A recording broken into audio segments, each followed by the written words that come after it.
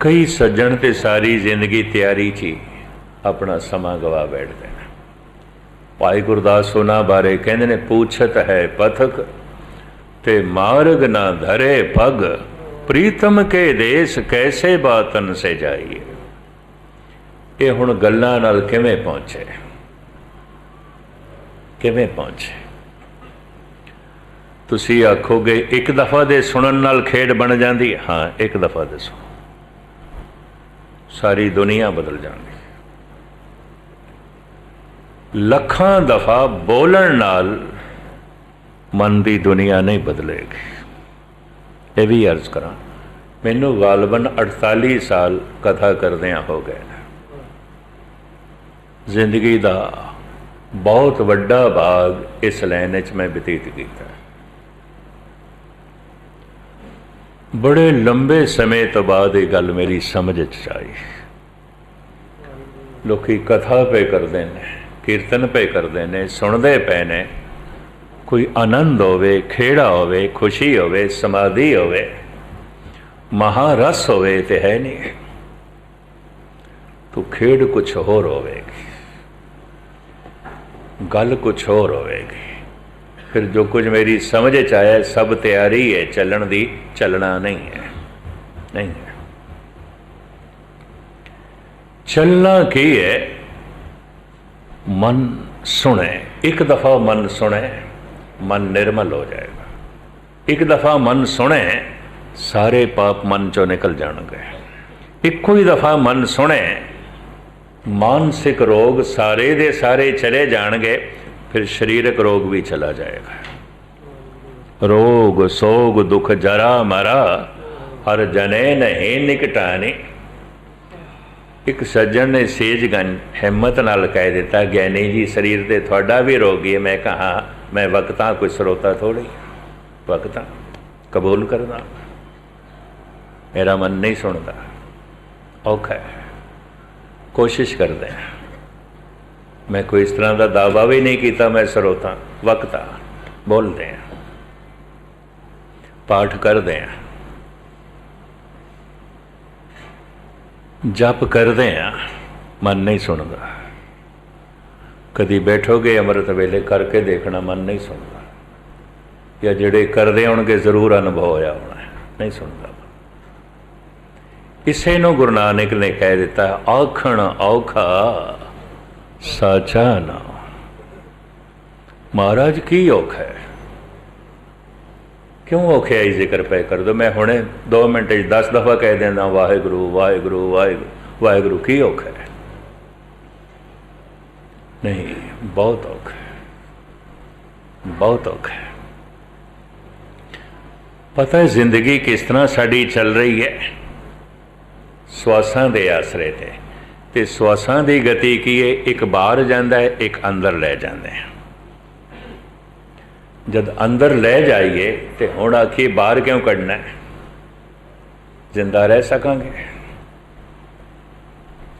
तो जे बाहर कढ़े तो हुण आखिए अंदर क्यों ले जाइए, जिंदा रह सकांगे।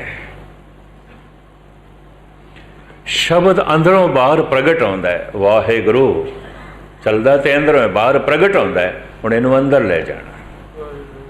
श्वास बाहर गया, श्वास अंदर आया है, ये जिंदगी है। शब्द बाहर प्रगट होया है, हुण अंदर प्रवेश करे, ये धार्मिक जिंदगी है। 50-50 साल तो कीर्तन कई करते पैने, मजाल एक पंक्ति अंदर जाए, खादी नहीं है। श्वास बाहर सुटे ने, अंदर नहीं ले गए, जिंदगी बनी नहीं, धर्म की जिंदगी बनी नहीं। सारी जिंदगी धार्मिक मंदिरों च रह गए, धार्मिक नहीं ने। सारी जिंदगी धर्म ग्रंथों का पाठ करते रह गए, धार्मिक नहीं ने। जे को खावे जे को बुंचे। हुण मैं अर्ज करा, शब्द अंदरों बाहर प्रगट होता है, किस तरह होता है? 2-4 मिनट लवां, पूरा खुलासा तो हुण मैं फिर कल करांगा, क्योंकि समा अपने चाल नाल चलता है तो मैं पछड़ जाना, घड़ी मैथों अगे लंघ जाती है। जिस वक्त बोलन का ख्याल आवे ना अंदर, पवन नाभि नाल टकरांदी है। पवन ਹਵਾ ਨਾਭੀ ਨਾਲ ਟਕਰਾਉਂਦੀ। ਪਤਾ ਹੈ ਭਾਰਤ ਦੇ ਵਿੱਚ ਨਾਭੀ ਨੂੰ ਕੀ ਕਹਿੰਦੇ ਨੇ? ਧਰਮ ਗ੍ਰੰਥਾਂ ਦੇ ਵਿੱਚ ਨਾਭੀ ਨੂੰ ਕੀ ਕਹਿੰਦੇ ਨੇ? ਧੁਨੀ। ਤੇ ਧੁਨੀ ਦੇ ਅਖਰੀ ਅਰਥ ਕੀ ਨੇ? ਜਿੱਥੋਂ ਧੁਨ ਉੱਠਦੀ ਹੈ, ਧੁਨ ਉੱਠਦੀ ਹੈ, ਧੁਨੀ। ਧੁਨ ਨੂੰ ਜ਼ਬਾਨ ਪ੍ਰਗਟ ਕਰਦੀ ਹੈ, ਉੱਠਦੀ ਹੈ ਧੁਨੀ ਤੋਂ, ਹੈ ਨਾਭੀ ਤੋਂ। ਇਸ ਨਾਲ ਤੇ ਹੁਣ ਸਾਇੰਟਿਸਟ ਸਹਿਮਤ ਨੇ। ਜ਼ਬਾਨ ਤੇ ਸਿਰਫ ਪ੍ਰਗਟ ਕਰਦੀ ਹੈ, ਜ਼ਬਾਨ ਤੋਂ ਉੱਠਦੀ ਨਹੀਂ ਹੈ। ਇਤਨੀ ਵੀ ਮਰਜ਼ ਕਰਦੇ ਹਾਂ। ਜਿਵੇਂ ਕੜਛੀ ਦਾਲ ਪਰੋਸ ਰਹੀ ਹੈ, ਪਰ ਨਿਕਲਦੀ ਤੇ ਬਾਲਟੀ ਚੋਂ ਪਈ ਹੈ, ਭਾਂਡੇ ਚੋਂ ਪਈ ਹੈ, ਪਤੀਲੇ ਚੋਂ ਪਈ ਹੈ। ਸਿਰਫ ਜ਼ਬਾਨ ਇੱਕ ਕੜਛੀ ਹੈ, ਸ਼ਬਦ ਨੂੰ ਬਾਹਰ ਪ੍ਰਗਟ ਕਰ ਰਹੀ ਹੈ। ਇਹ ਵੀ ਮਹਿਰਜ਼ ਕਰਦੇ हैं। ये आवाज़ ਜ਼ਬਾਨ ਚੋਂ ਨਿਕਲ नहीं रही, ਜ਼ਬਾਨ नहीं इसनों बना रही, ਜ਼ਬਾਨ ਪ੍ਰਗਟ ਕਰ ਰਹੀ ਹੈ। ਜਿਵੇਂ ਕੜਛੀ ਵੰਡ ਰਹੀ ਹੈ, ਪਰ ਇਹ ਸਭ ਕੁਝ ਕੜਛੀ ਨੇ ਨਹੀਂ ਬਣਾਇਆ, ਵੰਡ ਰਹੀ ਹੈ, ਦੇ ਰਹੀ ਹੈ। ਕੜਛੀ ਚਾਹੀਦੀ ਹੈ, ਜ਼ਬਾਨ ਚਾਹੀਦੀ ਹੈ। ਜ਼ਬਾਨ ਦੀ ਬੜੀ ਵਹਿਮ ਹੈ। ਸ਼ਬਦ ਉੱਠਦਾ ਹੈ ਨਾਭੀ ਤੋਂ, ਸ਼ਬਦ ਪ੍ਰਗਟ ਹੁੰਦਾ ਹੈ ਜ਼ਬਾਨ ਤੋਂ। जैसे बोलण का ख्याल पैदा होता है, बोलना है, कुछ कहना है, पवन नाभि नाल टकरांदी है, नाभ खुलती है, थोड़ी जिहा खुलती है, इत्थों धुन उठती है। इनू कहते हैं परा। इस धुन का नाम है परा। ये धुन फिर उपर उठ के हिरदे तक पहुँचती है। इनू कहते हैं पसंती। इत्थे इसनू अखर मिलते हैं। इत्थों उठ के पहुँचती है कंठ तक, पूरा वाक बन जाता है। इनू कहते हैं मधमा। जबान उसे नू प्रगट कर देंदी है, उन्होंने कहते हैं बैखरी। ये चार पड़ाव ने हैं। बड़ी तेजी नाल अंदर प्रकृति कम करती है।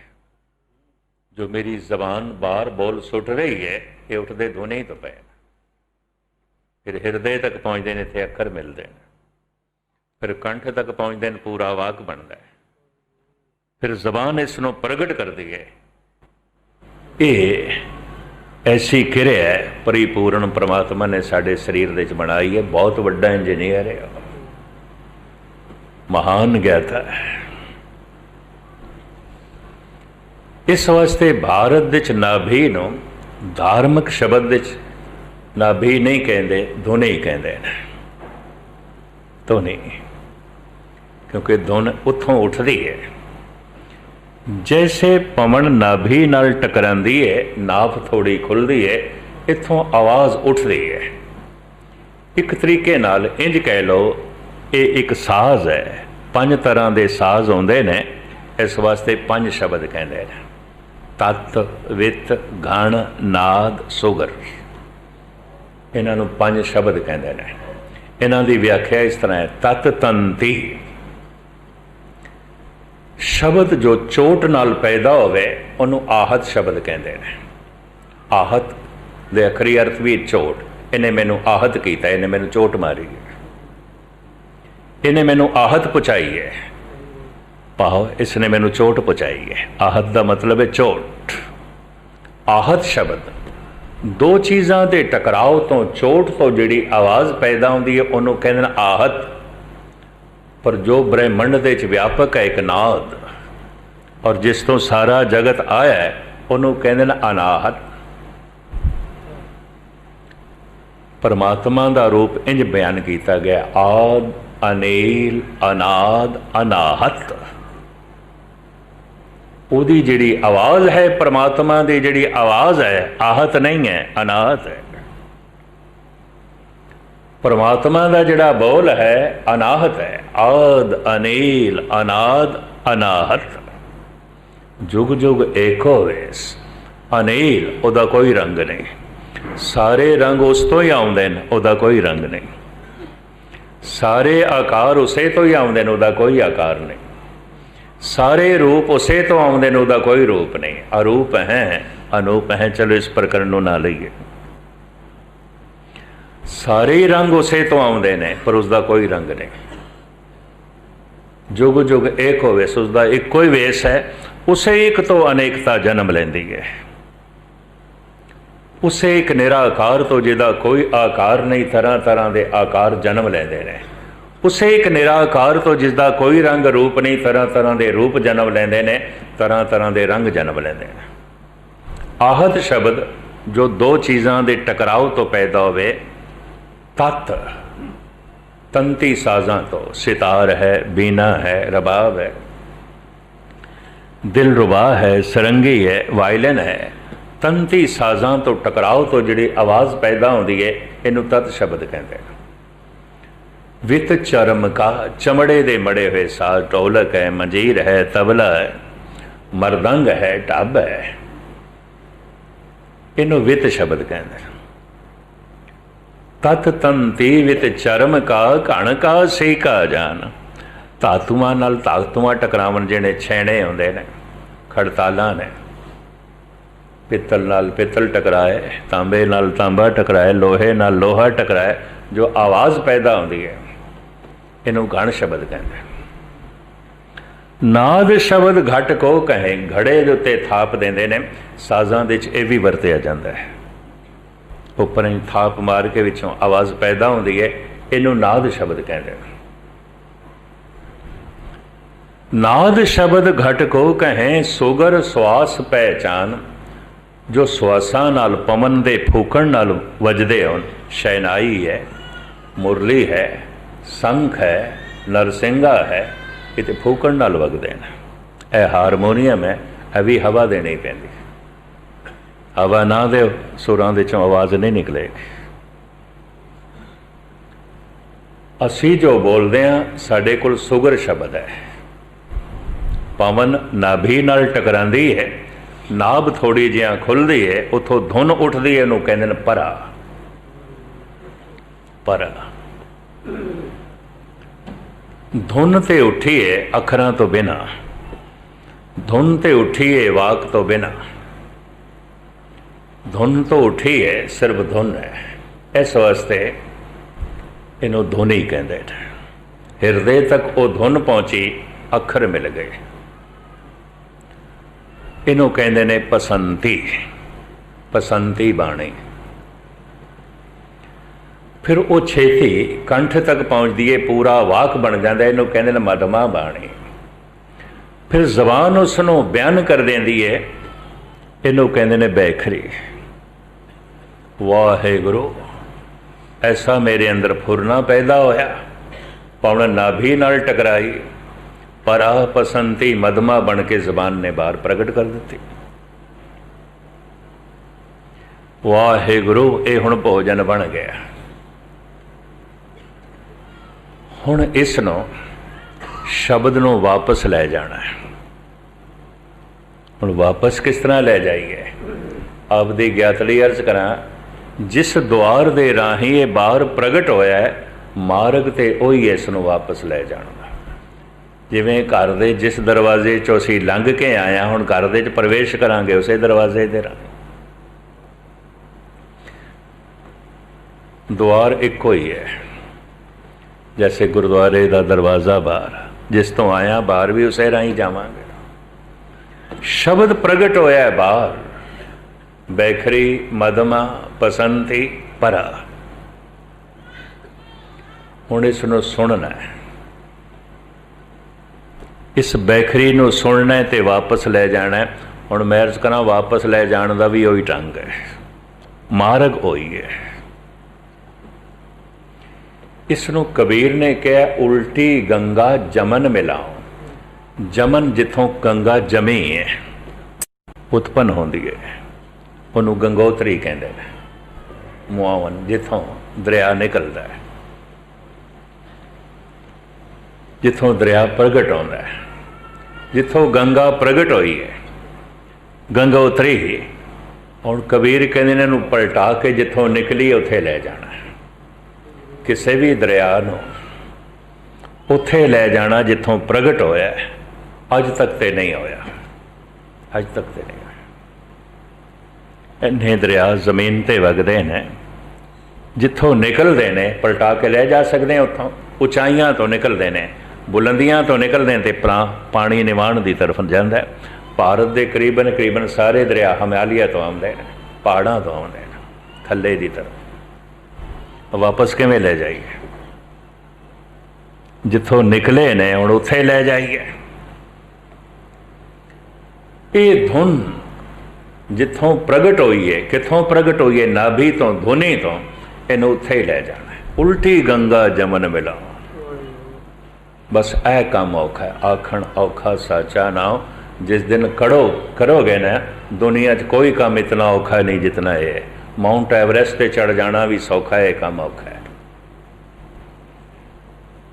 चंद्रमा तक पहुंच जाना भी कोई इतना औखा नहीं है। धुन नो धुनी तक पहुँचाना औखा है।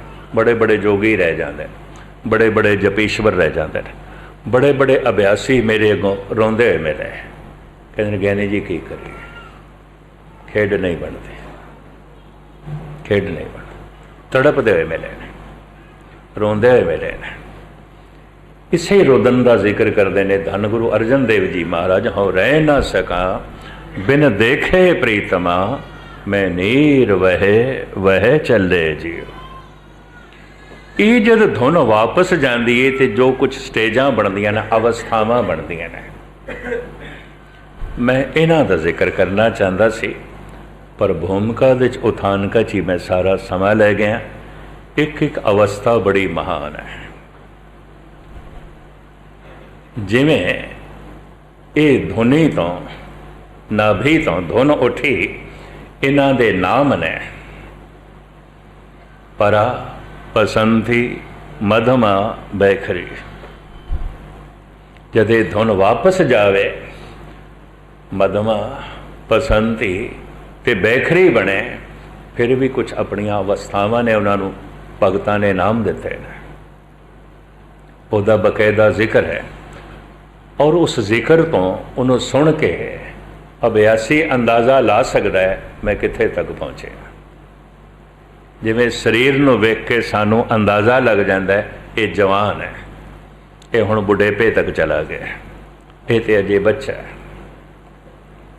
इसकी सुरत कित्थे तक पहुँची है, इसका ध्यान कित्थे तक पहुँचे है, शब्द का प्रवेश कित्थे तक होया है, ये खुद नूं पता चलेगा, दूजे नूं नहीं, दूजे नूं नहीं।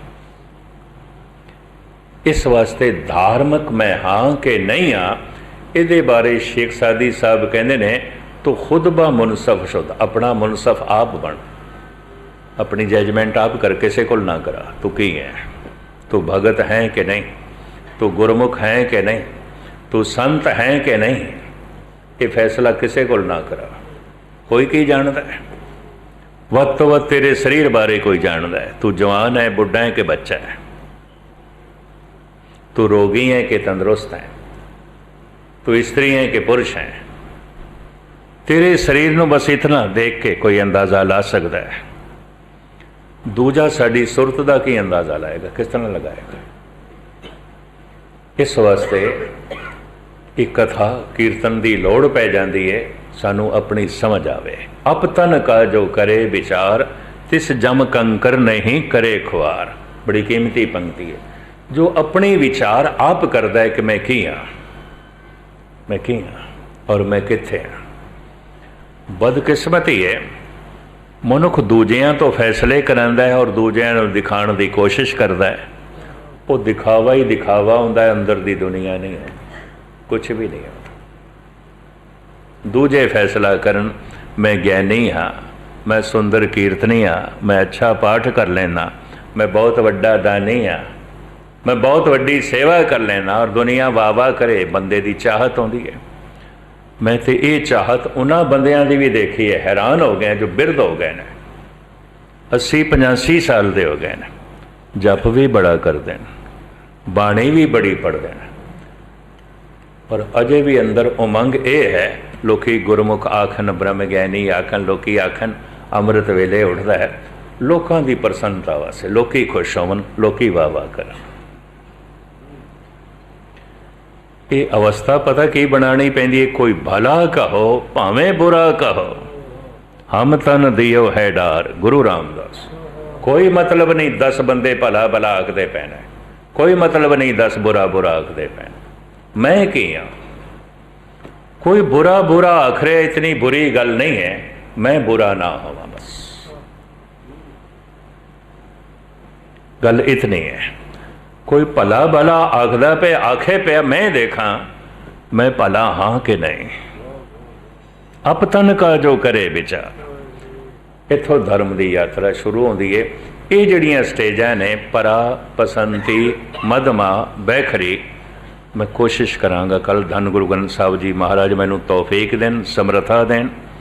है बारीक गल, अत्यंत बारीक, तो मैं सतगुर की हजूरी थानू अर्ज करा, सफलता मैनू भी अजे नहीं मिली, पता मैनू चल गए। चलो इनू हंकार कह दो, तुसी मेरा हंकार कह दो, मैनू पता चल गया गल ये है, स्टेज ये है, अवस्था ये है। तो इतनी फोकी मेरी निर्माणता भी ना समझ लेना। 100% मैं सही कह रहा, कामयाबी मैनू इस नहीं मिली। समझ आ गई है, वो समझ मैं थोड़े सामने रख रहा। तुसी आखोगे अवस्था क्यों नहीं मिली, ये मैनू हुण समझ आई है, बहुत औखी है। कथा करन नालों लखां गुणा औखी है, आखण औखा साचा। कीर्तन करन नालों लखां गुणा औखा है, दान पुन करन नालों, पाठ करन नालों लखां गुणा औखा है। पाठ जबान कर रही है, इते भोजन बन रहा है। जिन्ने चिर तक छकांगे नहीं तो तृप्ति किवें होवेगी? सारियां भुखां किस तरह मिटणगियां? लोभ किवें शांत होवेगा? हंकार किवें मिटेगा? शब्द अंदर ते प्रवेश करे तां ही गल बनेगी। भोजन की बुरकी अंदर जावे मांस बनेगी, खून बनेगी। अगर शब्द अंदर चला गया, यकीन जानो दया बन जाएगा, संतोख बन जाएगा, ज्ञान बन जाएगा, विज्ञान बन जाएगा, परम आनंद बन जाएगा, समाधि बन जाएगा, और मनुख का मन परमात्मा का रूप हो जाएगा। ये जड़ियाँ स्टेजां ने, बाकी कल समा हो गया। सारिਆਂ ਦਾ हार्दिक तौर पर धन्यवाद। तुसी बड़े टिकाऊ नाल सरवण कीता है। गुरु ग्रंथ साहब जी महाराज बख्शिश करन, रहमत करन, सुन के थानू कामयाबी बख्शन, सुना के मैनू कामयाबी बख्शन। थोड़ा सुनिया होया सफल होवे, मेरा सुनाया होया सफल होवे। भुल चुक दी क्षमा। वाहिगुरू जी का खालसा।